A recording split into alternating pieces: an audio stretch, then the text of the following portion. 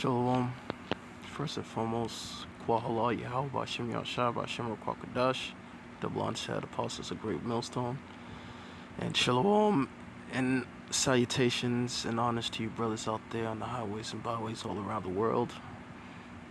Noise in this word abroad. And Shalom to the few sisters listening in silence through the spirit and power of our Lord Yahweh Bashem Yahshua. So,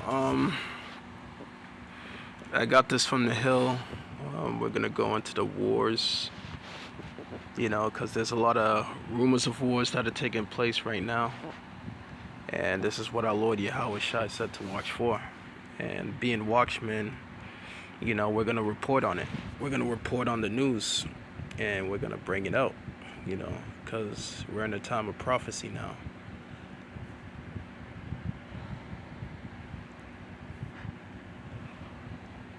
So this is from the Hill, and it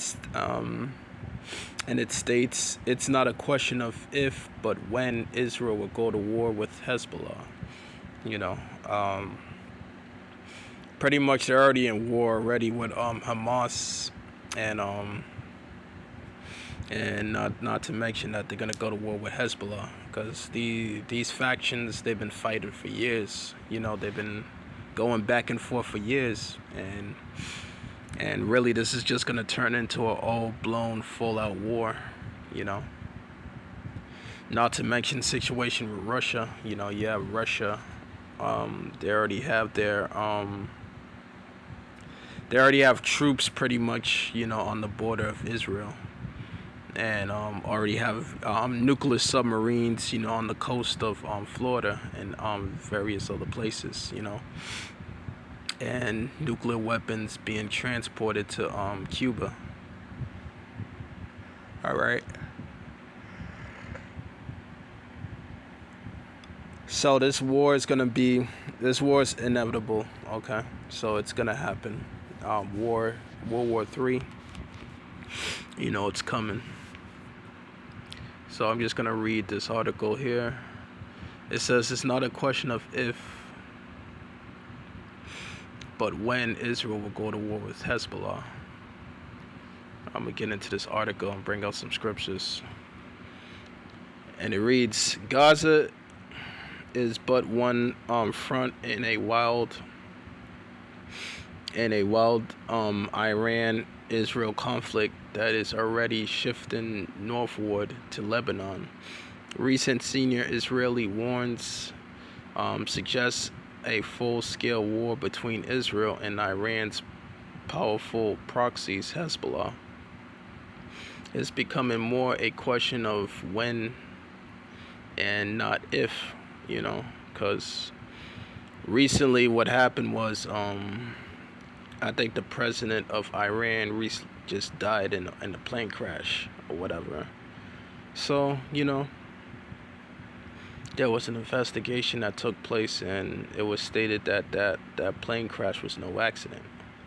And, these other nations such as Hezbollah, Lebanon, and Hamas and things like that, they know who's behind it. They know who's behind that incident. So, this is why things like this is happening.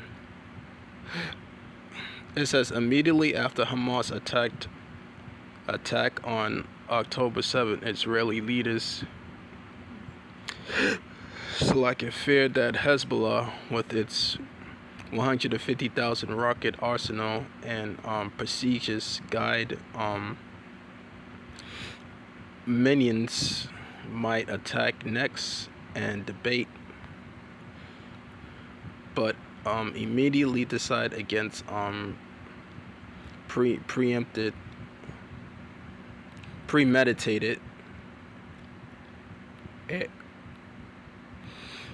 Israeli fears were not unfounded.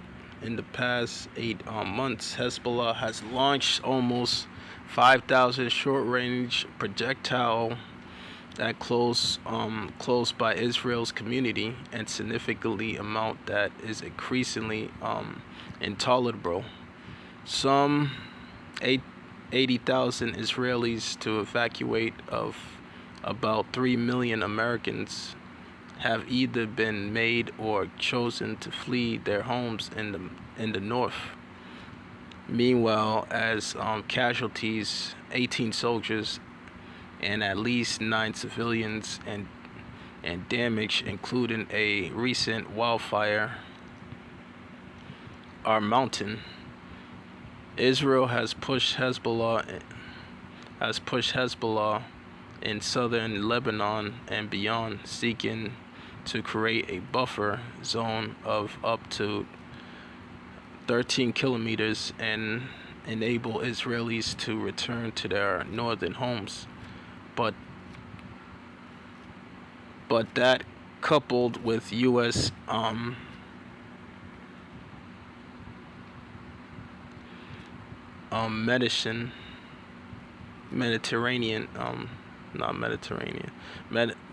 Meditation hasn't yet led to an agreement with Hezbollah. Even if fighting in the north stops and claim couldn't be shortened life after October 7th, Israel is no longer willing or able to coexist with Iranian-backed genocidal terrorists on its borders, particularly one bursting with a rocket arsenal that can overwhelm Israeli air defense, rain destruction on the country, and protect Iran's nuclear program. Is it better for Israel to act sooner or later, Well, ultimately, this is going to lead to war, all right? I mean, just war is inevitable, and there's no stopping it, because it's all prophecy, all right?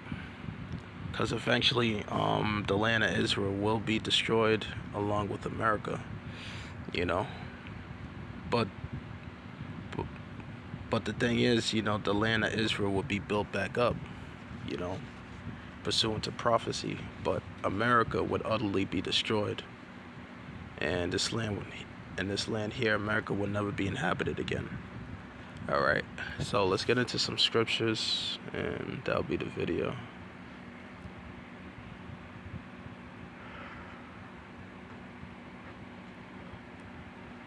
So this is Matthew 24, and I'm gonna start at 6. And it says, "And ye shall hear of wars and rumors of wars. See that ye not be troubled. All these must come to pass, but the end is not yet." So we're hearing about these wars and rumors of wars, okay? So we're definitely in a time of war. All right, we're not in a time of peace, like people like to say, So verse 7, "For nation shall rise against nation, and kingdom against kingdom, and there shall be famine and pestilence and earthquakes in diverse places. All these are the beginning of sorrows," So all these are the beginning of sorrows, like our Lord Yahushua said. Everything is coming to pass, like the prophecy states. So our Lord is at the door, and is soon to come through the door. So there's no stopping this war, okay? There's just no stopping it. All right. All right, war is inevitable.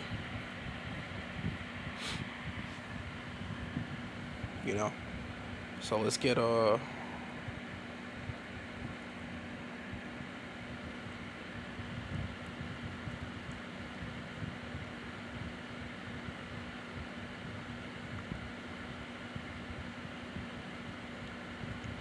So this is Revelations 11 and 14. "The second woe was past, and behold, the third woe cometh quickly."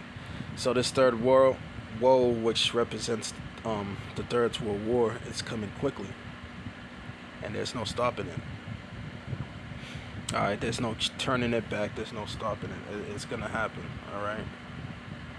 And also, they are getting ready to do a draft. Okay, they're gonna eventually call in a draft. All right, this is what we've been saying for years, from the head apostles of GMS on down.